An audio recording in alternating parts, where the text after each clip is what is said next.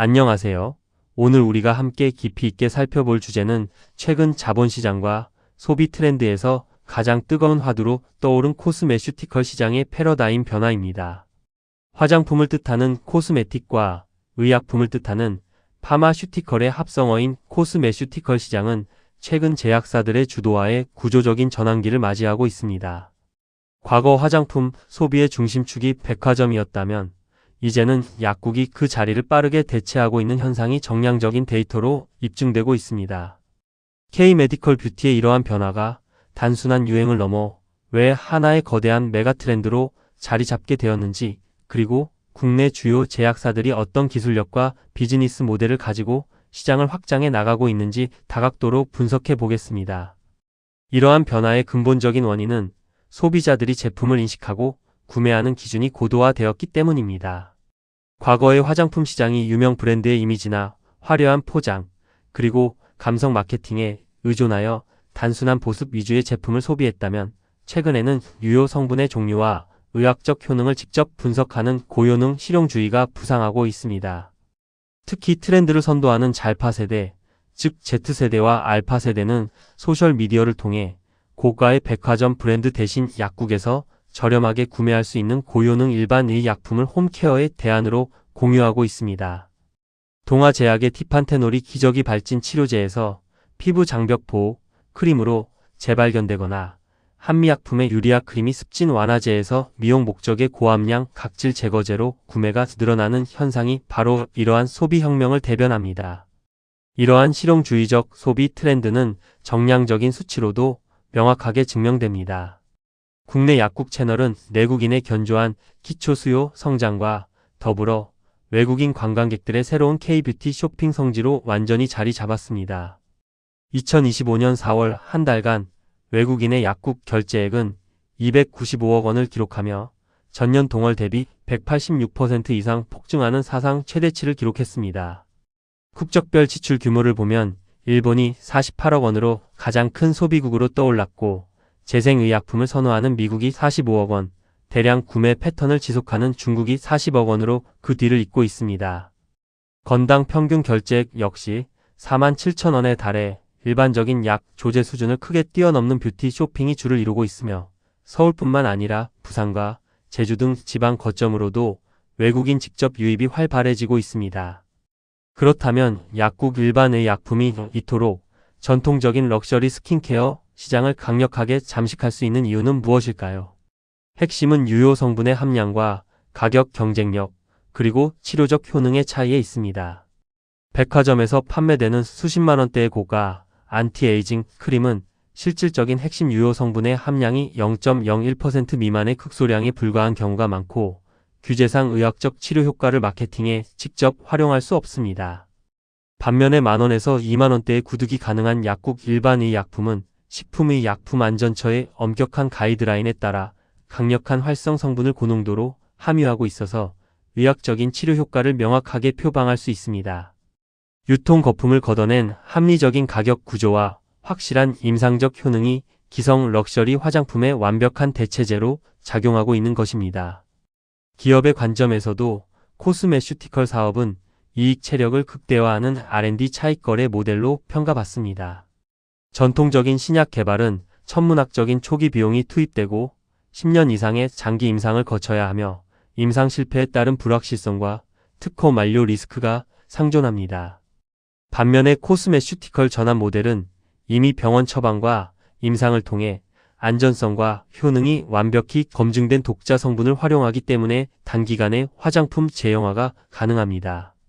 이는 임상 실패 리스크가 거의 없고, 초기 마케팅이나 R&D 비용을 획기적으로 경감시켜 무위험 고수익의 즉각적인 현금 흐름을 창출합니다. 제약사 입장에서는 현금 흐름을 다변화하고 기업 가치를 재평가받을 수 있는 강력한 촉매제가 되는 구조입니다. 유통 채널의 혁신 또한 눈여겨볼 부분입니다. 글로벌 최대 뷰티 소비국인 일본 시장을 지탱하는 대형 드러그스토어 비즈니스 모델이 한국 시장에서도 약국을 중심으로 재현되고 있습니다. 명동이나 성수 등 주요 관광 밀집 지역의 메이저 약국들은 일반 조제 중심의 한계에서 벗어나 외국인 관광객이 직접 카트를 끌고 이동하며 약국 전용 화장품과 외용제를 대량으로 쓸어 담을 수 있도록 공간과 진열 혁신을 단행했습니다. 헬스 앤 뷰티 채널에 입점하여 잦은 할인 압박과 마진 훼손을 겪는 일반 로드숍 브랜드들과 달리 약국 전용 유통망은 제약사가 유통 마진 조율권과 통제력을 온전히 독점할 수 있습니다. 이는 강력한 채널 진입 장벽을 형성하여 우수한 가격 방어력을 높이고 지속 가능한 고수익 구조를 실현하는 기반이 됩니다. 현재 국내 시장에서 활약하고 있는 주요 제약사들의 코스메슈티컬 벤치마크 매트릭스를 살펴보면 각 기업마다 뚜렷한 핵심 성분과 전략을 보유하고 있음을 알 수 있습니다. 동아제약은 헤파린과 히드로키논 성분을 바탕으로 노스카나와 파티온 브랜드를 전개하며 포트폴리오 누적 매출 1천억 원을 돌파했습니다. 파마리서치는 연어 DNA에서 추출한 원천 기술을 독점하여 리주비넥스와 리주비에스를 선보였고 스킨케어 글로벌 수출에서 두각을 나타내고 있습니다. 동국제약은 병풀 추출물인 테카 성분을 기반으로 센텔리안 24를 메가 브랜드로 성장시켰으며 대웅제약은 고순도 상피세포 성장 인자인 EGF 물질과 첨단 약물 전달 시스템을 적용한 이지두로 시장을 선도하고 있습니다. 종근당 역시 PDRN과 아미노산 성분을 결합한 더마그램으로 이중 트리트먼트 시장을 개척하고 있습니다. 각 기업별 세부 전략을 보면 동아제약의 경우 메디컬 마케팅을 통한 피부 외용제 영토 확장의 정석을 보여줍니다. 여드름 치료제인 에크논크림과 에크린겔이 255억 원, 흉터 치료제인 노스카나겔이 240억 원의 매출을 기록한 데 이어 기미 치료제인 멜라토닌 크림이 185억 원의 매출을 달성하며 전년 대비 59% 이상 폭증했습니다. 특히 일반의 약품 업계의 불문율을 깨고 톱스타 배우를 광고 모델로 발탁하여 기미는 화장품이 아닌 약국에서 치료해야 한다는 인식의 전환을 성공적으로 이끌어냈습니다. 또한 의약품의 핵심 기술을 뷰티 브랜드인 파티온에 이식하여 매출을 2022년 60억 원에서 2024년 213억 원 규모로 급성장시키는 브랜드 확장 능력을 입증했습니다. 파마리서치는 재생의학 원천 특허를 바탕으로 압도적인 마진 혜자를 구축한 사례입니다. 연어 유래 DNA 추출물인 DOT-PDRN 원천 특허를 보유하여 경쟁사 대비 높은 영업이익률을 달성하고 있습니다. 자국 내 최초로 PDRN 성분을 피부 외용제 형태로 규격화한 리주비넥스 크림은 대대적인 마케팅을 통해 국민 영양제를 꺾고 약국 판매량 1위에 오르는 기염을 토했으며 약국 독점 라인으로 출시된 리주비에스 앰플은 출시 4개월 만에 매출이 120% 폭증했습니다. 화장품 부문인 리주란 코스메틱 역시 해외 수출액이 463억 원을 기록하며 내수 매출인 314억 원을 초과하는 등 연간 777억 원 규모의 대형 글로벌 비즈니스로 도약하고 있습니다. 동국제약은 원조 상처 치료제인 마데카솔의 명성을 항노와 리더십으로 진화시킨 성공 모델입니다.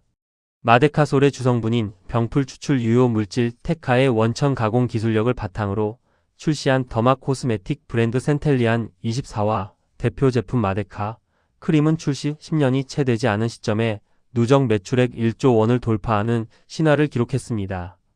이는 제약사 더마 코스메틱 역사상 단일 브랜드로는 사상 최대 규모이자 확실한 캐시카우 역할을 하고 있습니다. 최근에는 단순한 진정 크림을 넘어 고밀도, 리프팅 포뮬러와 톤 브라이트닝 라인업으로 확장하고 있으며 히드로키논 성분의 멜라텐션 크림 허가를 통해 의약품 영역과 코스메슈티컬 화장품 영역의 정교한 양손잡이 성장 구조를 완성했습니다.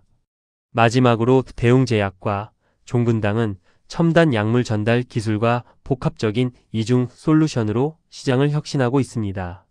대웅제약은 독자적인 유전자 재조합 기술로 고순도 상피세포 성장인자 물질을 개발하여 이지두 브랜드를 전개하고 있으며 고기능성 앰플의 누적 판매량이 2천만 병을 돌파했습니다. 특히 유효 성분을 미세침 형태로 구현하여 진피층 깊숙이 전달하는 마이크로니들 패치 기술을 도입해 일반 화장품의 피부 침투 한계를 약물 전달 시스템으로 극복해 나가고 있습니다. 종근당은 조직 재생을 돕는 PDRN 기반에 바르는 크림과 체내 단백질 합성을 활성화하는 아미노산 성분에 먹는 연질 캡슐을 동시에 출시하여 안과 밖을 모두 다스리는 새로운 듀얼 트리트먼트 패러다임을 제시하며 온가족 스킨케어 입지를 넓히고 있습니다. 이처럼 코스메슈티컬 시장은 고유의 기술 장벽과 영리한 소비 패턴의 결합을 통해 지속 가능한 비즈니스 모델로 진화하고 있습니다. 지금까지 코스메슈티컬 트렌드에 대해 알아보았습니다. 감사합니다.